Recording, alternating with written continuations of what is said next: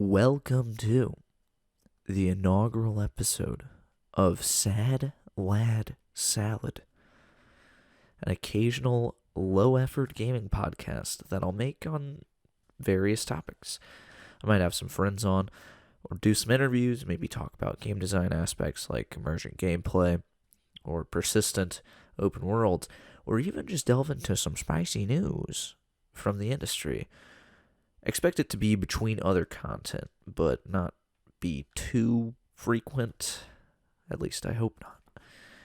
I think this is a good intro for the channel, though, because it will tell you guys all a lot about me and the games I like. So without further ado, let's hop on in. I'm Daniel, and the topic is my favorite games of the 8th generation. This generation saw me through a lot. It saw me begin high school, graduate high school, go to college, drop out of college, join the military reserves, and go back to college. It saw me through plenty of heartbreaks and relationships. I made friends, lost friends, and enriched best friendships. I had a few jobs. Some were good, most sucked. I had some good times, but a lot of hard times. My point is that a lot changed, and a lot happened, and I can't divorce my opinions of games from the times in which I played them, from the memories I have around them. And maybe that's why, for me at least, the 8th generation kinda sucked. Maybe it's just me going from a wide-eyed kid to a jaded adult, or maybe it was a legitimately bad generation. I'll leave that up for you guys to decide. But for me, the 8th generation was far less magical and experimental than the 6th and 7th generations. We saw the rise of cookie-cutter made for mass production games from the likes of Activision, EA, and Ubisoft, along with a general corrosion of our favorite game companies, from relatively artistic companies to fairly corporate ones, like Bethesda, Obsidian, and CD Projekt Red. There were also colossal disappointments, like The Order 1886 and No Man's Sky, which I will never get a refund for. I will never. Although No Man's Sky is more on me, because I never capitalized on the refund. Overall, I just think the 8th generation had far less classics and far more fuck-ups than the previous 2 generations. With all that out of the way, there were indeed some diamonds in this rough generation. So the rules for my list are as follows. No re-releases. Pretty simple. If that weren't the case, Metro Redux, Binding of Isaac Afterbirth Plus, and The Last of Us Remastered may have been strong contenders for the list. And the only other rule is that it had to release in North America within the life cycle of the PS4 and Xbox One. So from roughly mid-November 2013 to, I'll say, the end of 2020. And seeing as I'm a lucky lad who got a PS5, the generation is for all intents and purposes over for me. But I also PC game where there's but one perpetual generation of awesome. There are 2 lists of games I would like to very briefly discuss before I roll into honorable mentions and the list itself. List numero uno are games I played that if I had more time with, probably would have made the list. These games are Monster Hunter World, Breath of the Wild, Metro Exodus, Pyre, Pillars of Eternity, Prey, and Kingdom Come Deliverance. There are countless others I briefly played or never touched at all that might have made the list, but those are the games that I played and I want to revisit in the future. There are games like Divinity 2 and God of War, which I completely missed wholesale, that I would probably like Divinity 2, and I would probably like God of War, but I just never got around to them. And list number 2 are the big 3. You won't see the likes of The Witcher 3, Bloodborne, or Red Dead Redemption 2 on my list. Why? Because they just didn't click with me. Witcher 3 came out right before a long summer trip. I played about 10 hours of it and enjoyed it. When I came back, I tried to do everything on the map and quickly found myself burnt out. Bloodborne is okay. I genuinely think it's just an okay game. My favorite Souls games are Demon Souls for PS5 and Dark Souls 1. And while the Bloodborne mythos is really cool, the fast-paced gameplay, that's a tongue twister, didn't really draw me in. And Red Dead 2. I just didn't play it right. I sped through it, not stopping to smell the flowers, and I did myself a great disservice. I did mostly the story, and while there were great moments, Arthur Morgan just wasn't that great of a character, in my opinion. But those are the three special instances because, objectively speaking, they belong on a best of the generation list. They just didn't click with me. But I will acknowledge they are a notch above most other games. It's just they didn't click with me. Now, on to honorable mentions. Sorry for the long-winded intro. This was a long generation. It saw me from 14 to 21. A lot happened, so I think it warranted a fairly long intro. I'll probably start rambling now. I rambled a little bit, but most of that was written out. Hopefully it wasn't too stuttery. The staccato wasn't too bad. And yeah, I'm gonna give you my honorable mentions. My favorite games. Only 5 made the list. Sadly, I was expecting to fill a top 10, and genuinely, I can't find 5 other games where I'm like, yeah, that game is one of my favorite of all time. / it's just a great game. Yeah, it's a little disappointing. I really think that this generation was genuinely not that good. It could be, like I said, could be because I'm jaded, but I just think that it wasn't that good. So, and I'll give you guys some personal anecdotes with each of at least my favorite games, not the honorable mentions. So, honorable mention number 1. This is not a video game. Dungeons & Dragons 5th Edition. What a good game. I did not play D&D 4e. That was a bit before my time. I heard D&D 3 is like the best, but 5e I started playing in high school, like sophomore, junior year, and it expanded my friend group greatly. I got one of my best friends out of it, Ethan. You know who you are, and you better be fucking listening to this. But it expanded my friend group, and it's just a good time. I've never played any of the other D&Ds, so I don't know if it's like, I've heard it's allegedly really easy rather. But it's just a good, fun time, and it's always a good excuse to get the boys together, get some drinks, and play around for like 5 hours, get some food, and just relax with the boys. I don't really role play. I think that's pretty cringe, personally. I mainly meme around, but it's a fun game regardless. The next honorable mention is Until Dawn.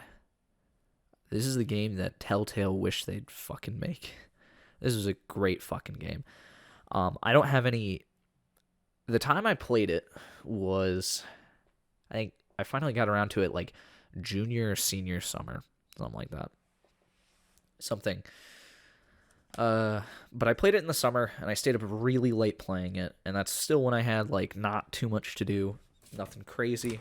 I didn't have, like, a job, I didn't have responsibility, so I could just stay up till 5 a.m. playing games. I still do that, even though I have a lot of responsibilities, but not as often. And Until Dawn, I sat through, I think, 2 play sessions, and I just played the shit out of that game. I think it was only 14 hours long for me, 13 hours long, something crazy. But it was really fucking good. It was, yeah, some of the characters are cartoons, but I think the story and the actual consequences in the game are really good. And I fully intend on going back to that. I really think it was very innovative for the time. And the animations, some of the animations are still a little uncanny valley. But for the most part, the graphics still hold up. Looks wonderful. Great game. Next, honorable mention. This is sort of a dishonorable mention, too. Cyberpunk 2077.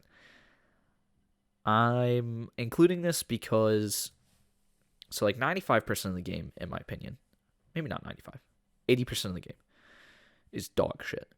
I think the bugs are inexcusable. I played this on the PlayStation 5. So it was very buggy, but not nearly as buggy as compared to the PlayStation 4. But still very, very buggy. And it was kind of a struggle to play through. It crashed probably 15, 20 times in my maybe 30, 40, 50. Probably 50 is more accurate. 50-hour playthrough. It crashed on average about every 2 hours. It was insanely unoptimized, and a lot of people like to argue, well, it's not really meant for this generation. Okay, then why the fuck did you say it was going to come out this generation then? And why did you release it this generation if it wasn't meant for this generation? That argument is fucking dumb and invalid. So I played it, and I played it on the next generation too, and it was still fucking broken. So, Cyberpunk 2077, while it is, I think, 80% of the game, dog shit. I think the shooting feels god-awful. The enemies, way too bullet spongy. I used melee because I found out that was a dominant strategy. I put some levels into shooting, and then I was like, wow, I'm not doing anything. And then I picked up a switchblade, and it did 500 damage compared to my 100 damage rifle. So I immediately respec'd all into melee, and I went around like a fucking samurai, and I just cut people's heads off. And I was doing missions that were way above my level, and I was just beast moding people because melee is fucking broken in that game. I think the moment-to-moment gameplay sucks. That being said, I think the story and the world, and more specifically the characters, are some of the best in gaming, which it pains me to say, because I've talked with friends. Cameron, I'm stealing this from you, I'm sorry, but so when Fallout New Vegas came out, my favorite game of all time, when Fallout New Vegas came out, it was buggy as shit. It crashed all the time. It did not run very well. It still does not run very well, but there was a really good game underneath all that. I'm not so sure with Cyberpunk 2077. The actual gameplay is genuinely not that fun for me. But the character moments, I vividly remember going to see Johnny Silverhand's grave. I vividly remember seeing the cat with Takamura. I remember Jackie's death. I think Jackie, Takamura, and Johnny Silverhand are some of the best written characters in all of gaming. And that's nothing to scoff at. But, if you have 10% of the best game of all time in you, and then 90% dog shit sandwich, I'm not going to eat your sandwich. And that's sort of how I feel about Cyberpunk. I think once it gets patched and stuff, maybe it'll be a pretty solid game. Maybe my expectations were set a little too high. I didn't buy really too hard into the Cyberpunk 2077 hype train, but I just can't. Those moments, like the moments with the characters, legitimately are fantastic. And I played the shit out of it, and it was pretty I'm not left with super negative opinions about it. I think the ending I got was fucking fabulous for what I did in the game. It was pretty awesome. So yeah, just Cyberpunk 2077. I'd say it's that one still dishonorable mention because because Bad Game Publisher did bad game things. They did really toxic things in the workplace. They were like, hey, you don't have to crunch, but if you don't crunch, Jim's going to have to work 45 extra hours. That's really shitty. And additionally, the game was broken. So I'm very of two minds with Cyberpunk 2077. These honorable mentions are out of order, very obviously. Because Cyberpunk 2077 is like definitely at the bottom, but these are just it's the way in which I wrote them. So yeah, Cyberpunk 2077, some of the best characters in games, and it's because they are so flawed. Like Takamura, honor bound to a fucking fault, and that, it ends up not being very good for him. I'm not gonna spoil it too much. But Johnny Silverhand, and it's not just Keanu, right? Because Keanu is not like the best actor, because Keanu plays Keanu in everything. It is legitimately like the writing. I think the writing with Johnny Silverhand is some of the very best in gaming that gaming has to offer. But again, the gameplay, it's just no bueno. So moving on, Fallout 4 is my last honorable mention. Now, Fallout 4, when I initially played Fallout 4, fucking disappointing. I don't know if you hear the bells going off. I have my window open. It's 7 p.m. I don't know why my bells are going off. Anyway, Fallout 4. Fallout 4, great gunplay. Actually, I'll start from the beginning with Fallout 4. Jesus Christ. I gotta wet my whistle. I am drinking rye whiskey and cream soda. Thank you, Cameron. That was good. That was a good idea. Why am I drinking rye whiskey? What's the name of the channel, you big dummy? I'm a sad lad. So, pour yourself a stiff one and join me. So, Fallout 4. Fallout 4 is another very, very divisive game for me. When I first played it, I played about, I don't know, let's say 5-10 hours. I played 5-10 hours. I pre-ordered this game. I pre-ordered it with, the socks. I got the special fucking socks for it. Literally, that was like my pre-order incentive. And I still have those socks. And I remember I used to wear them in fucking chess tournaments to give me good luck. It was cringe. I was a cringy human. I still am a cringy human. But Fallout 4. Fallout 4 was... Again, I'm of two minds on this. Because on one hand, I started the game and it was like, at that point I think I was playing New Vegas yearly because it was my favorite game of all time. It still is my favorite game of all time. I just don't play it often because I know all the dialogue choices, the optimal dialogue choices. I ended up 100%ing the game or attempting to, and then my fucking saved file got corrupted and I haven't gone back since. And that was probably in like 2016, 2017. I do occasionally speedrun it because it's, it's a fucking great game. But coming off of New Vegas and playing Fallout 4, colossal disappointment. I spec'd my guy with charisma, and I was like, okay, I'm gonna go be the smooth talker, and I got to, what is it, Concord, Lexington. I got to the place with the Minutemen, and instantly I knew something was wrong. Like, I was essentially forced to help the Minutemen. I couldn't shoot at them with the bandits. The bandits were the bad guys. I had to fight with them. And I couldn't even do many speech checks. I couldn't do any like the dialogue system, going to a voiced protagonist. It all felt very, very bad. It felt really freaking bad. So I put it down. It legitimately, at that point, I was at 2014, 2015, like a freshman, sophomore in high school. I was just bummed. I was like, fuck. I wasted my money on, at that point, $100. Like, I pre-ordered it for $100. That's a lot of money, Like, that, for me, I didn't have a job. That was a lot of fucking money. And I was like, well, I just wasted my wasted my money on a game that I'm not gonna play, essentially. And I waited. I waited a few weeks, 2, 3, 4, 5 weeks. I don't know. It was a while. It was a while till I picked it back up again. And then I picked it back up. And I picked it back up. And instead of trying to go be a suave guy like I am in most RPGs, not in real life. In real life, I have Asperger's. And that's a joke. I'm kidding.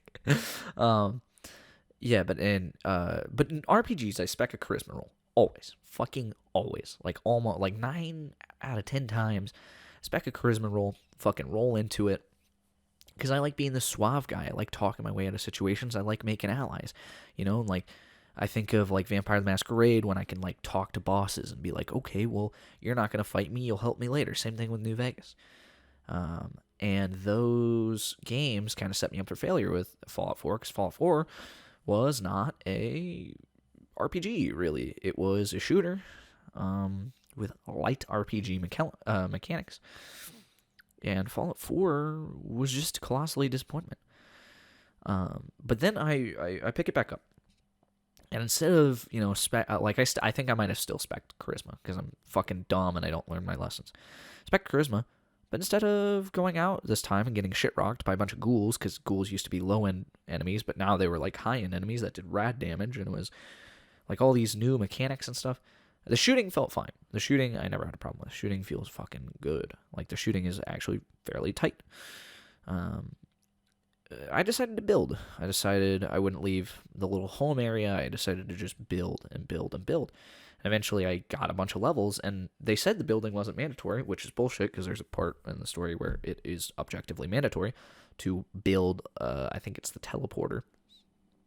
They said it wasn't, and I didn't even really want to build, but I started building, and I found a lot of enjoyment, immense enjoyment in building.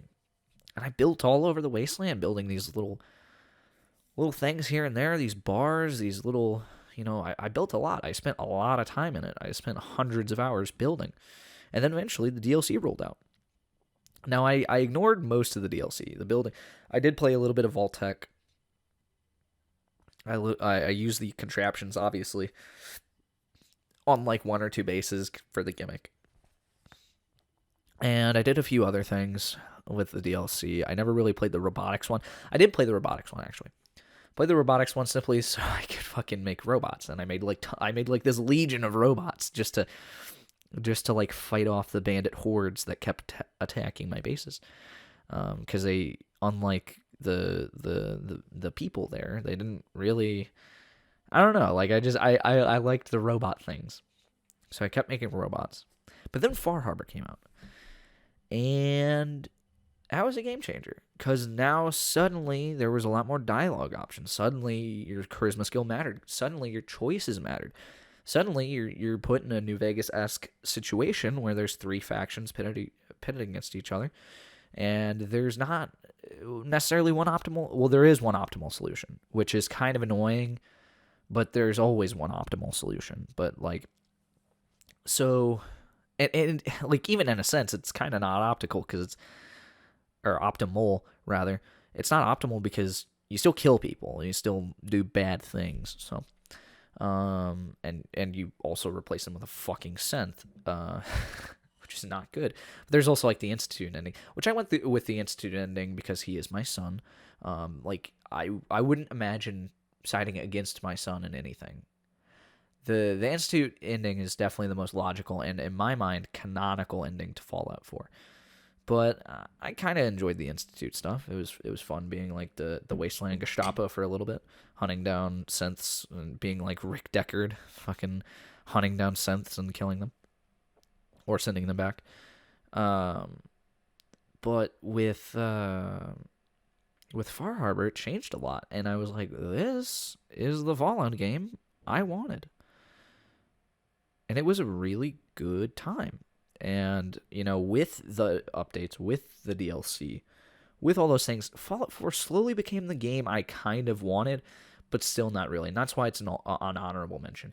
Because I played hundreds of hours over multiple years, honestly, I don't have super great, super fond memories of it, and I still think that it was not the game we wanted. At least I wanted, and it was just okay. It was like good shooting, kind of boring like it became Skyrim kind of because you could infinitely level, which is another problem in and of itself. Um, but yeah, there was a lot of problems with Fallout 4, but it's still a great game in my opinion. Unlike Cyberpunk 2077, which is like not that good. But I still think Cyberpunk is also pretty great. Um, I would have Cyberpunk 2077 is actually in a similar vein, sort of like Fallout 4, and sort of like The Outer Worlds. And The Outer Worlds isn't one of my honorable mentions. I think The Outer Worlds is like a super middling game. It's not offensive. It wasn't great. It wasn't what I fucking wanted, that's for sure. But it was like a string of mediocre Western RPGs. A string of mediocre Western RPGs were released this generation, and that is tragic. My favorite game genre of all time is the Western RPG. It is games like Fallout New Vegas. It is games like fucking Vampire the Masquerade. And many more. And they did not show up this generation. They did not release this generation. And if they did, they were very mediocre. Like Fallout 4, like Cyberpunk 2077, like Outer Worlds. And those three games, I left out Outer Worlds completely just because, like, while I did like it, it felt so bad. It was way too mediocre. It was there was a massive rise of mediocrity in this generation. But that's neither here nor there. I will now move into my favorite games of all time. There are only five favorite games of all time. Favorite games in the 8th generation. There were only five. But I think each of them I have very, very fond memories of. And I think they stand head and shoulders above a lot of the contemporaries. Again, I haven't played every game of the generation, and I think there would be a lot more games on the generation or on this list if I played more of them. I think of Pillars as a really good example of, like, literally the people who made New Vegas made Pillars, so it's like it would probably be on here, but I don't like CRPGs that much, and I try to get into it multiple times, and it's like climbing up a brick wall. It's very difficult. And yeah, no, I think there would be a lot more games, and I've actually seen games because usually I'm pretty tuned in to the games industry. Pretty tuned in. I know what's going on. I know what's releasing, and I watched Yahtzee Crowshaw's favorite games for 2020, and there's this game Spiritfarer that topped his list, and I've never heard of that game, and I'm very excited to play it whenever it goes on sale, because it looks like a game that I would really like. So let's just hop right into the favorite games, because, like, I think now is the time. Just the generation's over. Let's conclude with some good, bad, and I don't know, okay memories. It's just good memories. So PUBG. So I'll lay out the life situation for each of these games, I guess. Sort of a personal. This is why I said it would be really good for a first episode, because I think that for me, I remember games through a lot of. I have good memories in the games, but I also have memories outside of the games, and these memories affect my opinions of the games. There's a lot of reasons why I didn't get into Witcher 3, because, I had to leave. So, number 5, PUBG, PlayerUnknown's Battlegrounds. Wow, why is that my top 5? Now, I'll set the stage. So, this came out, I think, summer of my senior year. Maybe a bit before, maybe a bit after. So I start freshman year of college, and I'm going to a JUCO, a junior college, a local college. Still living at home. Two of my three best friends went off very far away, 3-hour drives, to big universities. And my other best friend and I, he was working full time. I was school full time. I think I was taking 18 credit hours. So we didn't hang out very much. And everybody else left town. So it was me. And I did learn slowly that actually more friends I knew went to the same JUCO. It's just we didn't have fucking class together, so I didn't know. So I'm going to a college, a community college. Now, there's nothing wrong with community college, but in my mind, I was told I was fucking nothing for going to community college. So I was going to community college, and I didn't really hang out with friends. I was kind of a loner, and I was pretty bummed out. I was super, super bummed out. Very, very sad state of mind. I was not in a very good place mentally, and it was just a bummer. I was, like I said, I was alone. All my friends had left town, and while I didn't make friends at this college, I was not very happy because at the time I thought I was better than community college, which I'm not. I think community college is fucking great. Your opinions change very, very quickly. Well, not quickly, but they do change. And my opinions did change over time. But my fall semester of my freshman year, we ended up picking up PUBG, or me or my brother. We share a Steam account. One of us picked up PUBG. And I started playing it. And one of the guys I hung out with in high school, we didn't really hang out together too much because he went to another high school. But one of the guys I hung out with a little bit, I partied with him, had a few drinks. One of the guys was like, "Hey, bro. Hey, big guy. You're playing PUBG. I'm playing PUBG. Hop into my Discord server." I was like, "Sure, why not?" And he went to another very far away university.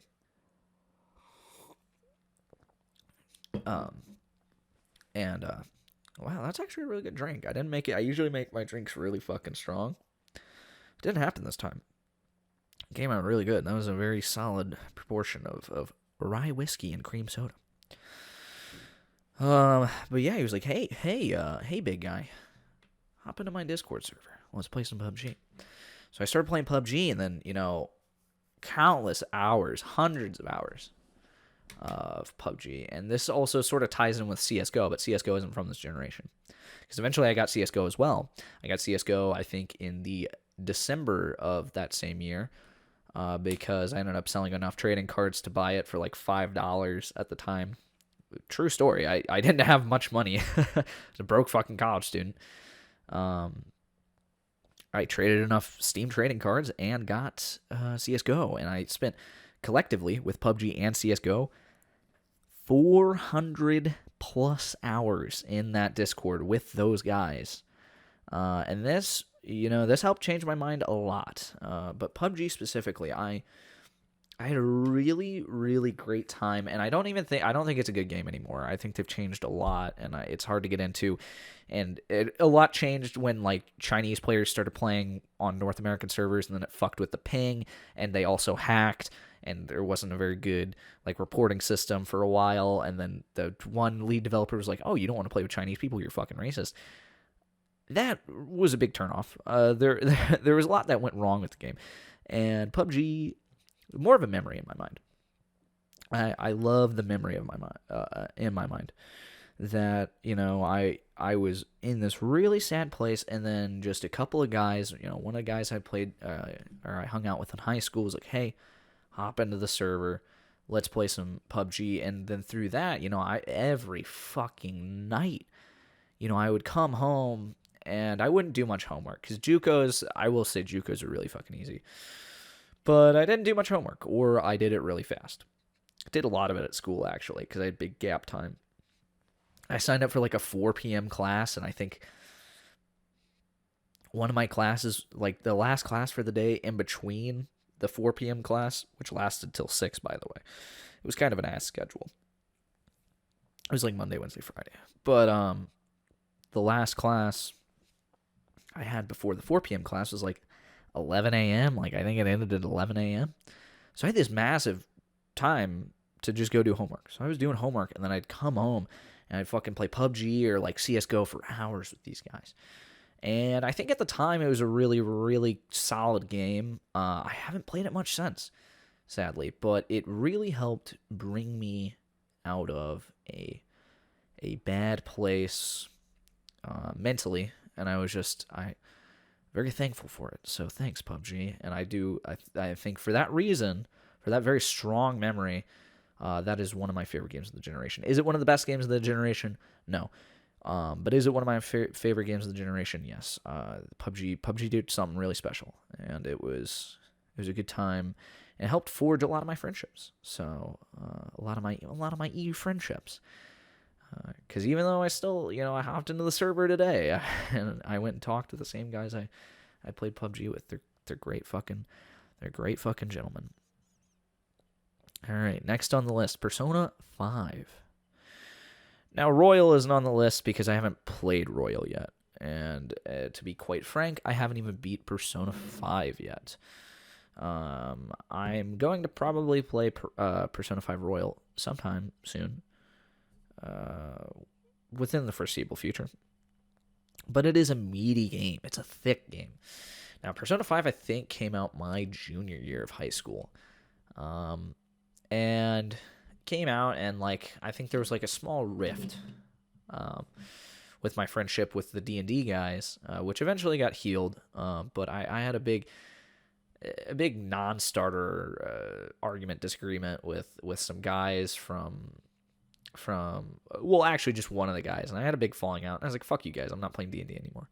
So I stopped playing D&D, and in D&D's place, I played a lot of Vampire the Masquerade, but I also played a lot of Persona 5, and Persona 5, I wouldn't say for lack of a better term, it did fill the rift of friendships and stuff, because, you had all these guys, Yosuke and, God damn, I can't even Ryuji Makoto, and all these characters, and I wouldn't say filled the void of my D&D group, but it certainly helped, and I played the shit out of that instead of going to D&D a lot, and it helped a lot, and it was just a good time. It's a really good RPG. I think it's mechanically sound. I think it's a very fun game to play. I'm not super big into JRPGs, but Persona 5, I will fucking play that any day. I think the story is fantastic. I think the characters are fantastic. Well, actually, the story's kind of ass. It's a creature feature for most of the game, and it's really the characters. Fucking Dojima, or is it Dojima? Or am I thinking Persona 4? I don't know. This is my first drink, I swear. But yeah, just a great time in general. I really fell in love with the game. It's been hundreds of hours in the game. Like I said, I never beat it, but I got really goddamn close. I don't remember. I got to like one of the last months in the game. And eventually, life took over and did what it did, and I didn't have time for it anymore. So I eventually set it down, and I never picked it back up. But I will pick up Royal one day. I do own Royal. I have it right on the shelf over there. I will play it one day. It's just, today is not that day. But Persona 5, it didn't help me out of a very, very, very bad situation, but it helped, it helped fill the void. Playing games, sometimes games are your only friends. It's happened a few times in my life before, where it's like, well, I'm gonna play games because no one else is around, so I'll just play video games. That happens. And Persona 5 was sort of that game for me, junior year of high school, and I just played the shit out of it. It was a great time. I think the characters, like I said, the characters are fucking phenomenal in that game. And it also sort of scratched the itch of having an RPG. there's only one other game that I'd say was like, yep, that was a really fucking solid RPG, and that is number one.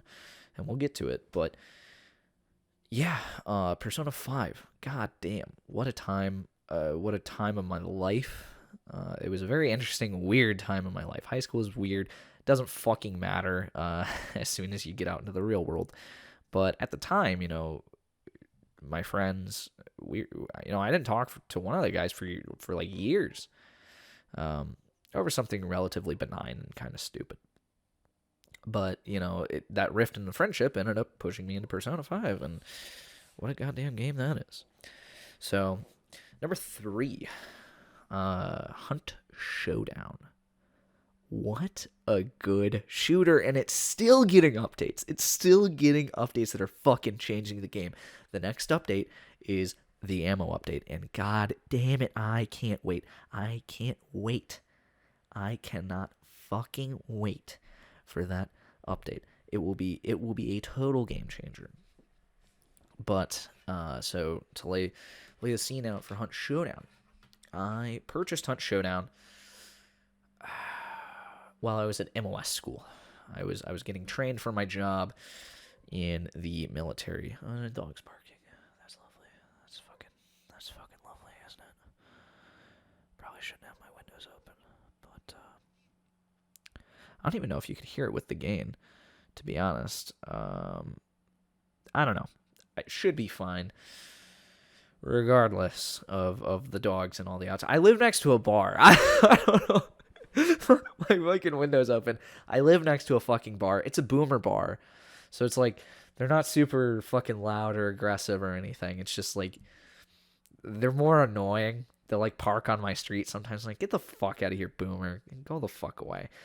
Granted, it's a Thursday night, so it's not too crazy. Anyway, Hunt Showdown.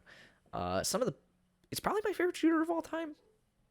I think, first-person shooter-wise, definitely what are they barking at?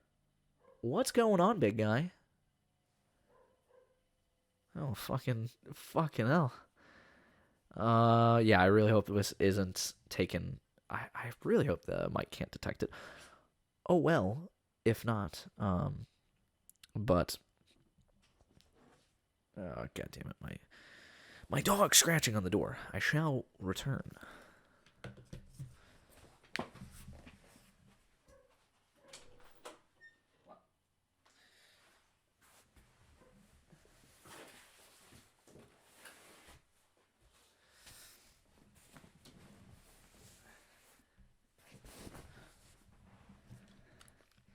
All right, I closed the window and I let my dog in the room.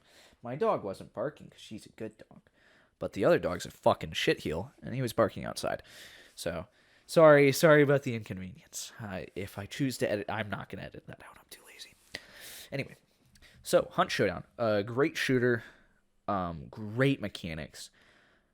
It's like 30, like the average match.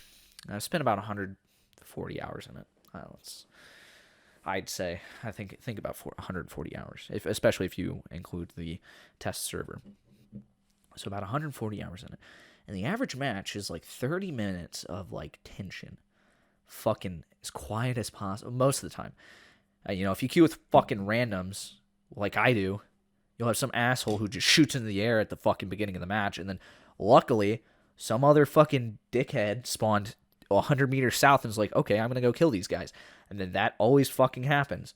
And I always get selfish assholes who I'll get down and then they won't up me. Play this with your friends, because the people on the random queues are fucking awful. They're not good at the game. Granted, my ELO is not high. I will say. I think I have a 0.6 kill death ratio. I'm not great at the game. I'll be the first to admit it. But it's also because like the community is like super fucking hardcore. Like the people who play Hunt Showdown fucking play Hunt Showdown, and you queue at 3 a.m., 4 a.m. You're getting a guy with 10,000 hours in. I'm sorry, you're not gonna hear him, and he's gonna hit you from a mile away. The game's over. Anyway, Gloria, what are we doing? What are we doing, big guy? Stop that. Here. Fucking licking my shoes. Dude, nothing. Dogs are fucking mauling this video. Too bad I'm a piece of shit and I'm not editing this out. What are we doing? Come on, man. Just lay down, bud. Anyway. So the average match though, it's like 30 minutes of like if all goes well, 30 minutes of just quiet fucking pounding tension. And then, explosion, just gunfire, fucking, gunfight at the OK Corral, and then quiet again. And that's usually how every game goes. And that's, especially if people go for both bounties, it is such a good shooter. And it's a Western, which is fucking awesome. It's awesome in a lot of different ways. But again, setting the scene for it, because I don't think I adequately did so. So I bought it in MOS school. I didn't have a computer to play it at MOS school. So I come home and I install it on my brother's desktop. And I play it. And I play the absolute shit out of it. And the tactics I learned in my military training, funnily enough, actually applied. Doing some of the things from my military training, basic MOUT, military operations in urban terrain, it fucking worked. And I actually did pretty well for a while. And it's just a really fun game, especially when you grasp it and the economy's really fucking good. It's just a good game. It's like I said, the best shooter probably ever, at least in my opinion. And I think that only great things are going to come in the future. I can't wait for the new boss. I can't wait for the new map. It's one of the few games that I'm actually following. So yeah, Hunt Showdown, highly recommend. That one's not too crazy. It just sort of helped. Cause like getting back into like the real world with the reserves, getting like a real person job, like going into it, coming back from training and readjusting to like normal society, it just it helped take my mind off things. This is not it's not as big as Persona 5. It's not as big as PUBG. It's certainly not as big as number 1, but it did help. It helped a lot, and that's where a lot of my memories come from with Hunt Showdown. Number 2, Metal Gear Solid 5. Now I'm including both in this, so this is kind of cheating. So it's both Ground Zeroes and The Phantom Pain. Ground Zeroes because it was the first game that felt next gen. It was the first game that I played on my PlayStation 4 that I was like, wow, the future is now. And I played it, and it was fucking awesome. And another thing to mention with Hunt Showdown, it helped get my mind off a girl. That was also another big one. I got out of training, had to move, but I had developed a relationship with a girl there, and it was just pain. It was a pain in the ass, but Hunt Showdown helped take my mind off that too. Sorry. Going back to Metal Gear Solid 5. What a game. I'm very scatterbrained, so I will probably do that and circle back to random topics. I'm also drinking, so there's that too. But Metal Gear Solid 5. So I played probably 20 or 30 hours, and isn't that crazy? I played 20 or 30 hours of Ground Zeroes. Think about that. It's a fucking demo, and I played 20 or 30 hours of it. And that came out in, I think, 2014. This actually Ground Zeroes might be the earliest game on this list, because I think it actually came out, maybe 2013. I can't quite recall, and I'm not going to Google it. But 2013, 2014 came out. I was like, wow, aside from Metro Redux, this game's fucking next gen. Because Metro Redux felt pretty next gen. But I played Metal Gear Solid 5, and I was like, I was just dreaming of the game that Phantom Pain would be. And this was when like life didn't. This was still when I was sort of a kid. Life didn't really matter. I think this is like freshman, sophomore year, where I didn't have to do homework to get A's. I didn't have to do very much effort. I didn't have a job. I didn't have a car, and I didn't have a whole lot on my mind. And honestly, there wasn't a whole lot going on in my life, so I don't really have a strong connection to life events like I do the other games. But Metal Gear Solid 5 is just a good fucking game. Probably the best emergent gameplay outside of like Breath of the Wild was pretty good. Doesn't make the list, I'm sorry. Shadow of Mordor, Shadow of War, pretty good. Doesn't make the list. Fuck you, WB.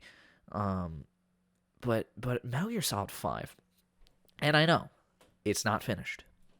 I know that. I know the Phantom Pain is not finished. There's not an ending to that game. Not a satisfying one, at least, and there's not a third act to the game where there fucking should be. That being said, what a good game. And I was playing this, I'd come home from fucking school, I'd play the shit out of it, I'd play it however I wanted. I'd come in, I'd storm in, or I'd fucking snipe, or I'd like call in artillery, or I'd call in airstrikes, I'd call in a helicopter, and fucking I'd shit on the path, and then the fucking cars would spin out. What a good ass fucking game. What a good game. D-Horse, fucking awesome companion. I think I used Quiet a lot. D-Dog, I didn't use enough to unlock the blade. I was always curious how you unlock the blade. I just never used them enough. I mainly used D-Horse and Quiet. D-Walker was D-Walker. I didn't really use D-Walker. But man, it was a really good game. And the shooting was tight. And a lot of it was it was perfect. It was as Super Bunny Hunt puts it, the gameplay peak of the series. It was also the story valley, but I never really played the Metal Gear Solid games for the story, so I'm fine with that. At the time, it was just a really fun sandbox that I just played around in for hours. It was like a play bin, and it was just awesome. Fucking awesome. Great game. One of my favorites of all time, for sure. And like I said, being a kid without a worry on my mind, coming home, playing Metal Gear Solid 5, Ground Zeroes, the hype was real for the Phantom Pain, and the hype pulled off, actually. This was one of the few games that the hype actually legitimately pulled off for me. And the Phantom Pain was just phenomenal. And sadly, I don't really like where Kojima's gone now. I have no desire to play Death Stranding. And I'm not really sure what game he's going to make next. But I'm glad he's making games. And I'm glad it's something new. And I'm excited to see where he goes. But Metal Gear Solid 5 will always probably be some of the best gameplay of any game to exist, period. I didn't really play the multiplayer, but I played the absolute shit out of the single player. Just a great game. Just a really, really great game. The story that is there is actually pretty good, though. I actually really liked the plot with Sahelanthropus and stuff, and Eli and all that stuff. So I think my dog wants on my lap. Before I go to number one, hop up, dummy.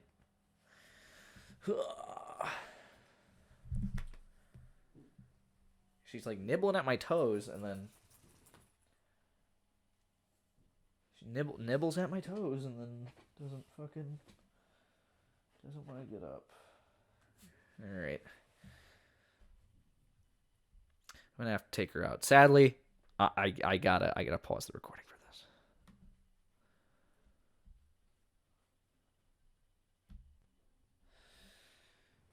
Alrighty. I return. So number one is Kenshi. A game made by 3 people. I think it's 3. It is a fabulous game. It's what I want from an RPG. It's deep writing to a fault. There's not too much writing in there, but it's what's there is really fucking good. It is part base builder. That's not obtrusive, and you don't need to do it. It's a true sandbox. You can do anything. You can go anywhere. It's a persistent open world. The world systems continue with you, whether you're there or not. It is... Fuck, dude. It is just such a good game. Leveling, I will say, the only complaint I have is leveling takes a little bit too long. You boosted that, it would have been flawless. But why is this my favorite game? It is... I put maybe 300 hours into it. It's a great fucking game. Now, to set the stage for Kenshi. I had purchased Kenshi before I got kicked out of my house. Purchased Kenshi, tried to play it a little bit, didn't get really into it, and then I got kicked out of my house. Move in with my brother. Fucking lowest, one of the lowest points in my life, for sure. Super low point. And I just probably clinical depression. I'll just say that. I didn't do much. I didn't even get out of bed a lot of days.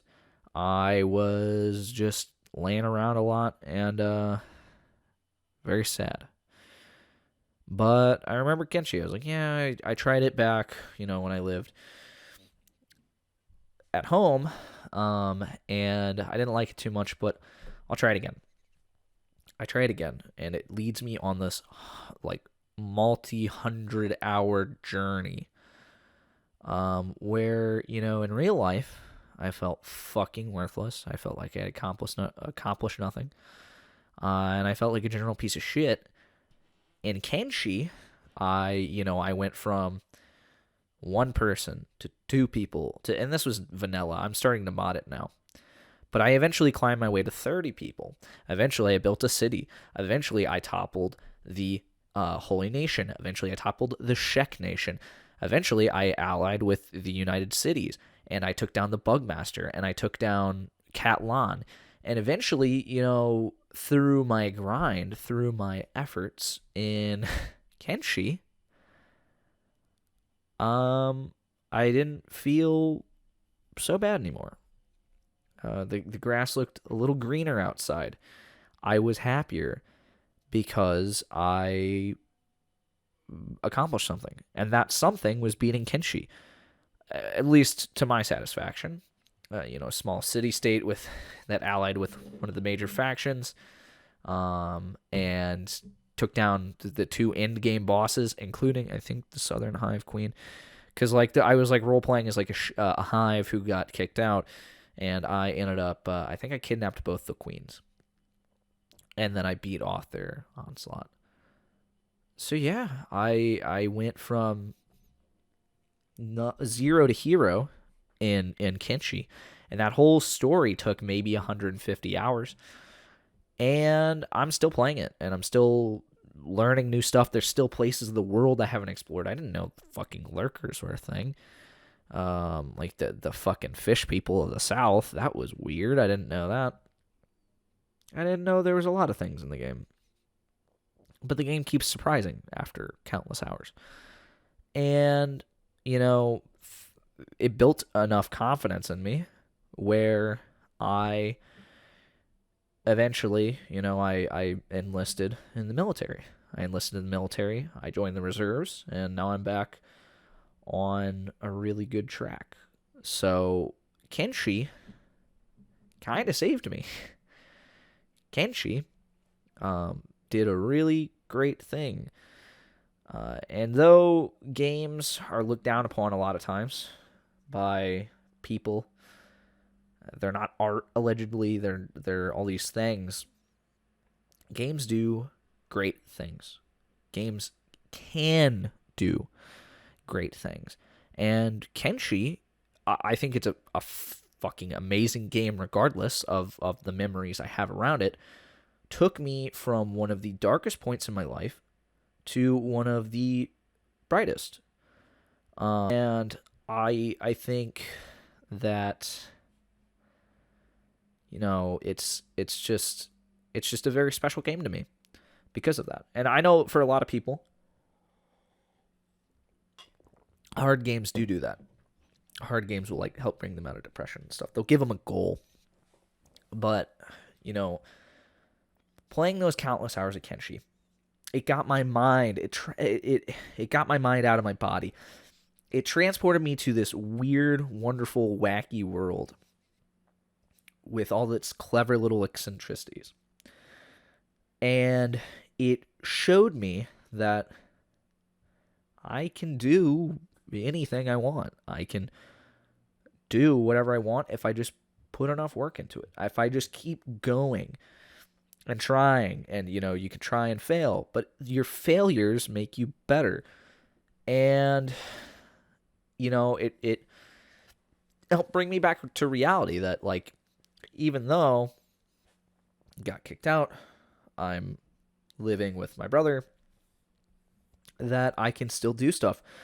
And because of that, I joined the military. And yeah, I'm just in a way better place. I don't know. It wasn't entirely Kenshi, for sure. You know, it's probably also the copious amounts of working out I was doing, which was releasing endorphins in my brain.